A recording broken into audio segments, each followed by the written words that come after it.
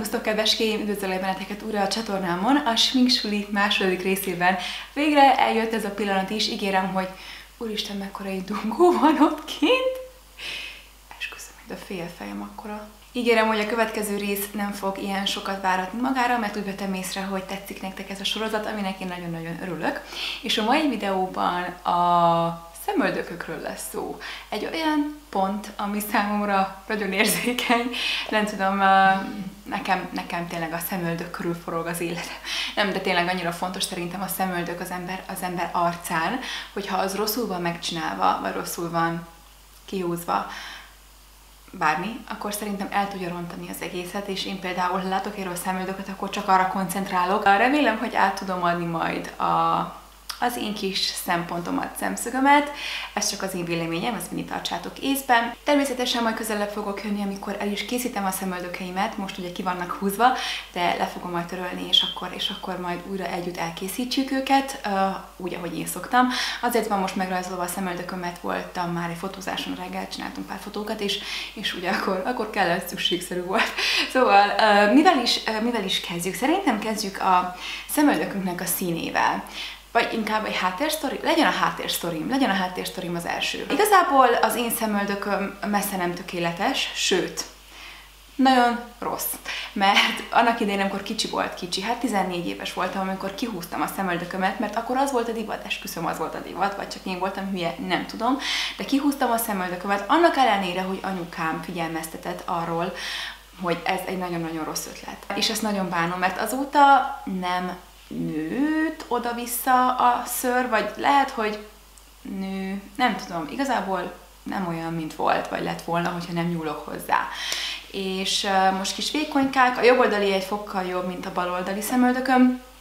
Mindegy, lényeg az, hogy vékonykák és nem szépek, és mindenképp kell nekik a segítség nap mint nap, és ezt szeretném nektek átadni, ezt az üzenetet, hogy ti semmiféleképp ne nyúljatok hozzá, hogyha nem muszáj. Itt középen ajánlom, hogy szedjük ki, mert azért az nem a legszebb szerintem, hogyha egy összeér a kettő, de alapvetően, hogyha lehet, akkor ne nyúljatok hozzá. Ha nagyon-nagyon dús, fekete, óriási szemöldökötök van, akkor lehet, hogy érdemes egy picit így alul ugye kiszedni, hogy ne nagyon érjen össze a szemetekkel, mondjuk, ha ilyen extrém helyzetről van szó. De alapvetően én a helyetekben nem nyúlnék hozzá, mert elrontjátok és bánni fogjátok, mert én is bánom. A szemöldöknek egyébként szerintem, saját véleményem szerint ugyanolyan színűnek kell lenni, mint a hajunknak. Tehát látjátok, az én szemöldököm is nagyon-nagyon hasonlít tehát a színe a hajam színéhez. Tehát szerintem ez egy jó út, amin haladni kell, vagy menni kell, vagy nézni kell. És láttam már olyan eseteket, amikor egy szőke hajhoz, tehát egy ilyen nagyon szőke hajhoz volt egy sötétebb szemöldök, és vannak helyzetek, esetek, amikor ez jól tud kinézni szerintem, de ritka, nagyon ritka. Tehát egy szőke, nagyon szőke hajhoz, sötét szemöldök, ritkán, vagy fekete szemöldök az az extrém helyzet, ami nagyon rossz tud lenni. Tetovált fekete szemöldök nagyon rossz tud lenni. Beszéljünk picit a szemöldökünk formájáról. Ez is egy kényes téma, mert ugye ízlések és pofonok. Én elmondom azt, hogy szerintem mi az, ami jó, és szerintem mi az, ami szép. Alapvetően a legjobb valószínűleg az, ami ennek megadatott a szemöldökünk, tehát nem hiába lett ez így kitalálva, milyen a szemöldökünk alapjáraton, szerintem az áll legjobban az arcunkhoz, és én amúgy abszolút a természetesség híve vagyok, és ezáltal nálam logikusan jön az is, hogy a vastag szemöldök szerintem, vagy a vastagabb szemöldök szerintem a legszebb szemöldök. Én a vékony szemöldököket nem igazán szeretem, senkin. Persze vannak olyan esetek ismét, amikor ez jól mutat, vagy jól tud kinézni, de nem biztos, hogy fel tudnék hozni most egy példát sem erre. Tehát én valószínűleg a vastag szemöldök az, ami nekem a legszebb és legtermészetesebb, és az, amely, hogy is mondjam, úgy imitálja az eredetit, tehát úgy néz ki, mintha tényleg szőrök lennének ott. És ami még a formáját illetően szerintem fontos, legalábbis szerintem, az az, hogy ne legyenek túl hegyes részek, túl éles területek a szemöldökünkben. És ugye nekem is precízen meg van rajzolva, hogyha megnézitek, de ugyanakkor nincs az ordítóan kocka elejű szemöldökön, vagy nincs meg az a kocka dolog itt ugye a legmagasabb pontján. Szerintem az nem szép. Szerintem, még egyszer mondom, az nem szép. Én még nem láttam olyan emberi arcot, akinek az jól állt volna, véleményem szerint, mert olyan mérges arckifejezést tud szerintem biztosítani, hogyha ilyen nagyon fix, túl megrajzolt, túl kocka, túl hegyes szemöldöke van az embernek. Abszolút nem az a finom, az a szép, az a kellemes, tudjátok. Szerintem értitek, mire akarok kiukadni, tehát ez az én véleményem, ez az én preferenciám, és ez úgy mindenkire igaz. Tehát én tényleg nem csak saját magamon látom ezt így jónak, hanem másokon is. Egyébként arra vonatkozóan, hogy hol kell kezdődnie a szemöldökünknek, mi legyen a legmagasabb, hol legyen a legmagasabb pont, illetve hogy hol kell végződnie a szemöldökünknek, erre van egy kis trükk, amit gyorsan egyébként el szeretnék most így nektek mondani, vagy beszeretnék nektek mutatni, bár én már nem alkalmazom ezt, lehet azért sem, mert így már tényleg így hozzászoktam, hogy ez a forma jó, és ezt csinálom folyamatosan, de hogyha ti nem nagyon tudjátok ezt meghatározni, akkor ez szerintem segíthet. Tehát vesztek egy ilyen hosszúkás valamit, legyen az vonalzó, ceruza vagy épp egy ecset, és azt, hogy honnan kezdődjön a szemöldökötök, azt úgy tudjátok meghatározni, hogy ide az orrotok oldalára teszitek az eszközt, és ahova, nem látom magam a tükörbe, így van. És látjátok, onnan kell kezdődnie a szemöldökünknek, és nekem elvileg jó helyen is van. Az orrotok hegyére kell rakni, és a szemetek közepét kell ugye átszegje, és akkor ott kell lennie a legmagasabb pontnak. Ugye a következő az, hogy hol legyen vége a szemöldöknek, tehát mi az a pont, hol van az a pont, ahol meg kell állni, az pedig úgy, hogy a kis eszközt ide rakjátok az orrotok aljára, oldalára, és akkor ugye ahol vége van a szemeteknek, ott el kell mennie, és akkor úgy kb. Alapvetően szerintem 3 terméket tudunk felhozni ebben a témában, természetesen tetováláson kívül, tehát van ugye a porállagú termékek, mondjuk szemhéjpúder vagy szemöldökpúder, aztán lehet szemöldök ceruza, illetve szemöldök zselé.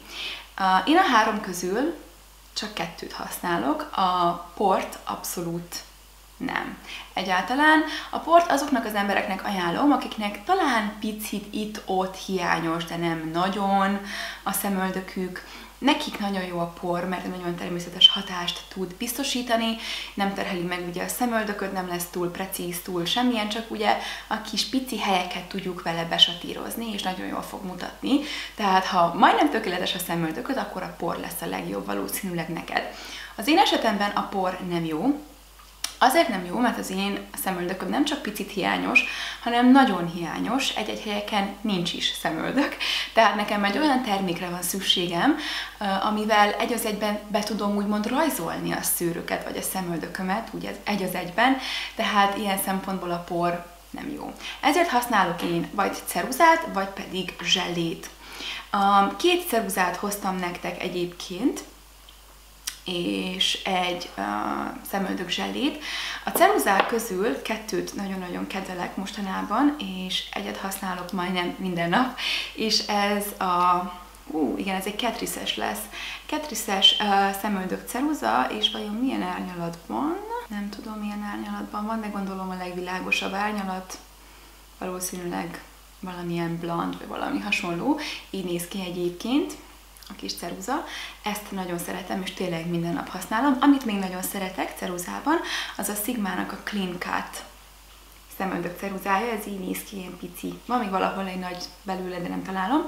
Szóval a ceruzából ez a 2, ami nekem nagyon bevált. Nehéz szürkéknek ceruzát találni, jó színű ceruzát találni, mert nagyon sok ugye átmegy ebbe a narancsárgás árnyalatba, ami szerintem nem annyira szép. Az ilyen szürkés, hamvasos árnyalatok, elnézést, azok, amik szerintem jól tudnak mutatni szürkéknek. Úgyhogy én mindenféleképp ilyesmiket keresnék, úgyhogy ez a 2 abszolút jó, és a Catrice-es pedig biztos vagyok benne, hogy nem is drága, tehát költséghatékony. Aztán pedig ugye a zselés termékekhez ezt a Deep Brow Pomade-et hoznám, ami a Anastasia of Beverly Hills-től van, ez egy drága termék amúgy, de megéri az árát, mert nagyon-nagyon-nagyon sokáig bírja, tényleg nagyon-nagyon sokáig lehet használni, mindig csak egy picikét kell belőle használni, és abszolút istenien bírja a strapát, hát tényleg bármi történjen az arcunkkal, a sminkünkkel, szemöldökünk maradni fog, hogyha ezt a terméket használjuk. Biztosíthatlak benneteket. Ha gyorsan akarok szemöldököt rajzolni magamnak, akkor ceruzát fogok használni. Ez az igazság, a ceruzával gyorsabban megy. Hogyha nem tudom, különlegesebb eseményekre alaposabban, szebben, mondjuk úgy precízebben szeretném megrajzolni a szemöldökömet, akkor fogom használni ezt a zselét. Tehát leszettem a ceruzát a szemöldökömről, így néz ki természetes állapotában, így nézek ki szemöldöktelenül. Na de hát nem olyan rossz ez egyébként, mert kezd egyre jobb lenni. A jobb oldali szerintem nem vállalható, de majdnem.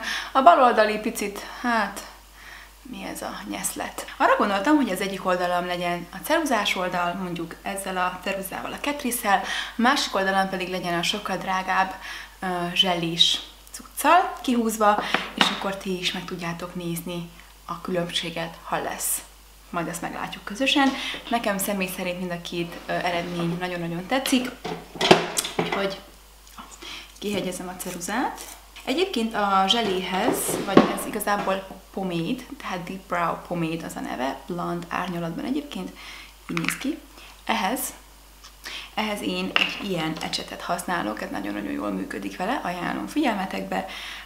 Hát ezen már semmi sincs, annyira sokat használtam már, mint név, viszont ha jól emlékszem, ez egy Angled Brow ecset lesz, igen, Sigmától. Ami fontos egyébként így még a szemöldökkel kapcsolatban, az, hogy az eleje legyen olyan átmenetés, olyan ombrés, értitek, mire gondolok, tehát ne rajzoljunk be egy kockát, és satírozzuk be, az nem lesz jó, hanem csak így az alsó részét kell először meghúzni, hogy ott legyen egy kis precizitás, de azon kívül nagyon nem fogok hozzányúlni így ebben az első részében, vagy első szakaszában, ahol már nagyon meg kell nyomni a ceruzás dolgot, az inkább így ugye a legteteje, vagy mi ez, hegye, és aztán a vége. Tehát erre figyeljünk szerintem. De ami fontos az, hogy ne nyomjuk nagyon, hanem próbáljuk picit imitálni tényleg a szőrzetet, vagy a szőrt, mintha ott kis szőröcskék lennének, jó? Úgyhogy ez a cél.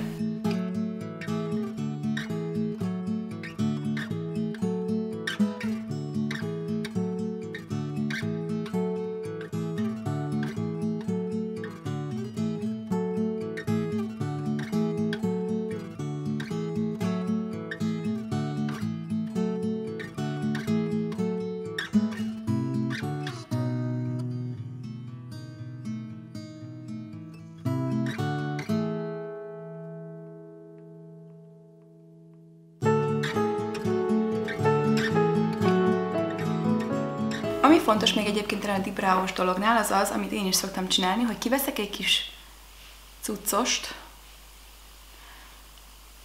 és ahhoz, hogy olyan simán tudjam felvinni a terméket, ahhoz így rásimítom így az ecsetemet így a kupakjára, értitek, hogy így egyenletesen legyen termék az ecsetemen, és ne álljon darabokban rajta.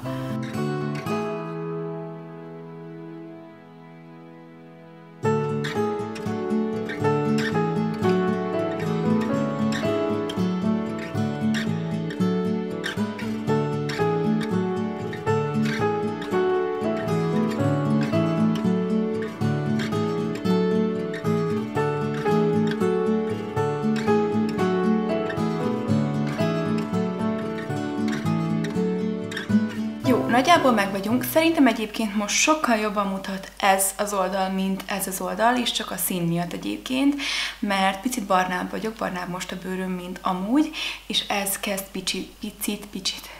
picit olyan halványnak, olyan nem tudom, olyan furának mutatni. A színben most ez szerintem sokkal jobb.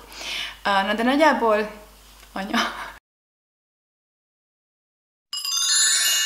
A hasznos tippem ebben a sminksulis részben egyértelműen a szemöldök zselé használata lesz, és igazából Igazából ez egy olyan dolog, amit én minden egyes nap elvégzek, legalábbis akkor, amikor szemöldököt is készítek magamnak, vagy rajzolok magamnak, mert ez egy olyan lépés, amit nem tudok elhagyni, tényleg nagyon-nagyon fontos.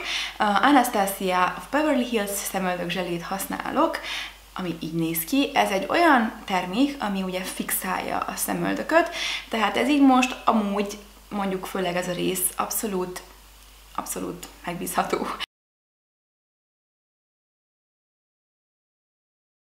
Jó, nagyjából ennyi lenne így a végeredmény, remélem, hogy tetszett. Ugye még ami hátra van, az a ti kérdéseitek felolvasása. Szia Karina, szeretném kérdezni, hogy milyen tipped van otthoni szemöldök szedésre, hogy ne kelljen mindig kozmetikushoz járnom. Otthon nem sikerül mindig egyformára szedni, illetve nagyon gáz, ha nem festem semmilyen porral festékkel.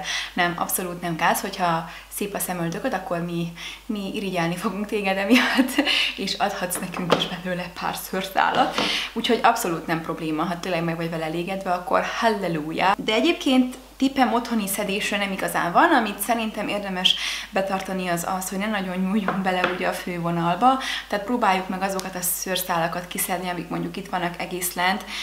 Ide fölé ne igazán nyúljunk, szerintem az nem egy jó megoldás. Ha mondjuk nagyon sok van így ezen a zónán, akkor azokat lehet, de nagyon így ide fölé ne merészkedjünk, mert szerintem ott nagyon jól el lehet rontani akkor. És itt még szedjük ki, de igazából ennyi a tippem. Próbáljuk meg minimális szinten hagyni vagy tartani ezt a szemöldök szedést. Szerintem minél több szőr van ott, annál jobb. Következő kérdés, hogyan tudnám elérni azt, hogy kicsit nőjön a szemöldök szőrzete, mert eléggé ritka és vékony is, és nagyon sok időmbe kerül megrajzolni. A ricinus olajat kell egyébként, ha jól tudom, használni szemöldökre, akár szempillára is, de szemöldökre tuti, és igen, az vele a baj, hogy ugye mindenhol fog nőni, mint szerintem azt olvastam, hogy nő ugye ott is, ahol nem kéne, de hát annyi baj legyen. A ricinus olaj nagyon jó arra, hogy nőjön picit, vagy növesszük picit a szemöldökünket, úgyhogy én azt ajánlom. Dömötör Anna kérdezi, hogy szia Kárin, az lenne a kérdésem, hogy mióta szeded és formázod a szemöldökhelyet, neked igényelt annól többszöri kozmetikusi munkát, vagy mindig meg volt egy egyenletes szép íve? Válaszod előre is köszönöm a kérdésedet, Anna. Ha hiszitek, ha nem, én soha nem járok kozmetikushoz, én magamnak szedem a szemöldökömet, és soha nem is jártam kozmetikushoz szemöldök szedésre, tehát életemben nem szedte szerintem kozmetikus a szemöldökömet, bár lehet, hogy abban tettem volna, hogyha legelőször kozmetikus szedés, nem én saját magamnak. Tehát igazából csak annyit szoktam csinálni, hogy ezeket a ugye szálakat, amik itt nőnek, ahol nem kéne, azokat én kiszedem saját magamnak itthon, de ezen kívül mást nem szoktam csinálni. Igen, annyit szoktam még, hogy így ezeket a kis szálakat így elől, ez ollóval szoktam így lenyisztenteni, hogy legyen olyan kockás beütése, értitek? Ennyi, amit szoktam csinálni, egyébként javaslom a kozmetikus általi szedést mindenképp szerintem, mert csak ők azok, akik értenek hozzá, jobban, mint mondjuk mi, bár nem minden esetben, mindegy. Szerintem nagyjából minden részt átvettünk, és minden dolgot elmondtam, amit szerettem volna, ennyi lett volna már ez a sminksuli rész. Remélem, hogy tetszett nektek legalább annyira, mint mondjuk az első rész. Hogyha igen, akkor kérnék szépen egy lájkot és egy feliratkozást, hogy tuti nem maradjatok le semmilyen videómról, ami következik. Nagyon szépen köszönöm, hogy megnéztétek, írjátok le a tapasztalataitokat, gondolataitokat, bármit a kommentekben, mert minden kommentet elolvasok, és hátra tudunk egymásnak egyébként segíteni a témában. Nagyon szépen köszönöm, hogy itt voltatok ma velem, legyen egy szép napotok, és találkozunk legközelebb. Sziasztok!